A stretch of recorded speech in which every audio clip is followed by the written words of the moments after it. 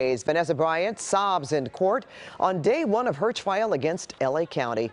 Good evening, everyone. I'm Pat Harvey. Vanessa Bryant and Christopher Chester are suing over graphic photos taken and then shared by first responders of the January 2020 helicopter crash in Calabasas, which killed Kobe and Gianna Bryant, along with Peyton and Sarah Chester and 5 others.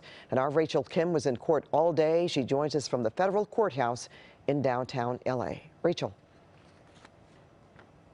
Pat, jury selection went pretty quickly this morning, and the trial started around 1:30 this afternoon and ended around 4:30 this afternoon. No cameras, no cell phones, no laptops allowed inside the courtroom, but I can tell you that all eyes were on Vanessa Bryant.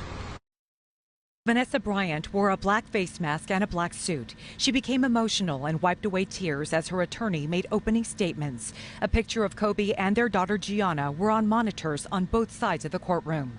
Bryant's attorney said his client was betrayed by the county. That evidence will show sheriff's deputies and fire personnel took pictures of broken bodies that will shock the conscience. He argued this is not standard operating procedure, that only the NTSB and coroner should be taking pictures. Bryant's attorney laid out several examples of who and how the pictures were spread, including a sheriff's deputy who was at a bar and showed pictures of bodies to a bartender. Someone at the bar witnessed what happened and made a formal complaint to the sheriff's department.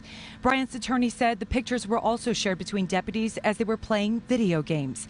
He said firefighters also showed and spread the photos of Bryant's body at an awards gala honoring firefighters. Now, the wife of a firefighter thought it was disgusting and filed a complaint. Bryant's attorney said this case is about accountability and justice for Vanessa. He said they'll prove 3 things. 1, that the county took and shared pictures for no legitimate reason. 2, that county employees destroyed evidence. Because of this, he says, investigators will never know the full scope of the photos. And 3, that the county failed to contain the spread of the photos. Also part of this trial, a second plaintiff, Chris Chester. His wife, Sarah, and their 13-year-old daughter, Peyton, were killed in the crash. Chester's attorney said because of this, he started to drink and is haunted by the thought of first responders taking pictures of his wife's and daughter's broken bodies.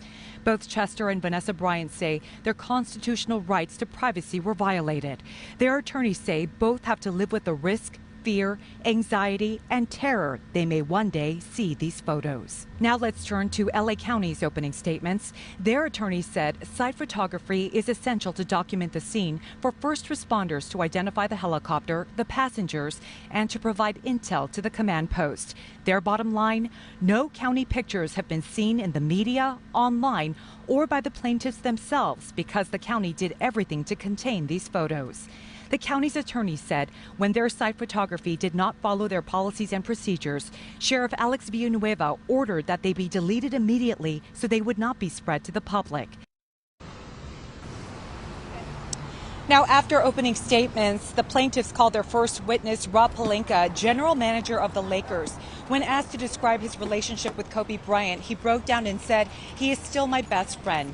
He told the court he was horrified when he found out pictures of the victims' bodies had been taken and shared by first responders.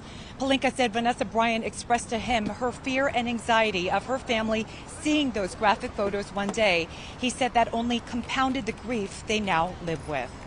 The county's attorney added that Sheriff Alex Villanueva and the deputy who showed those pictures to the bartender are scheduled to testify in court. Vanessa Bryant also expected to testify.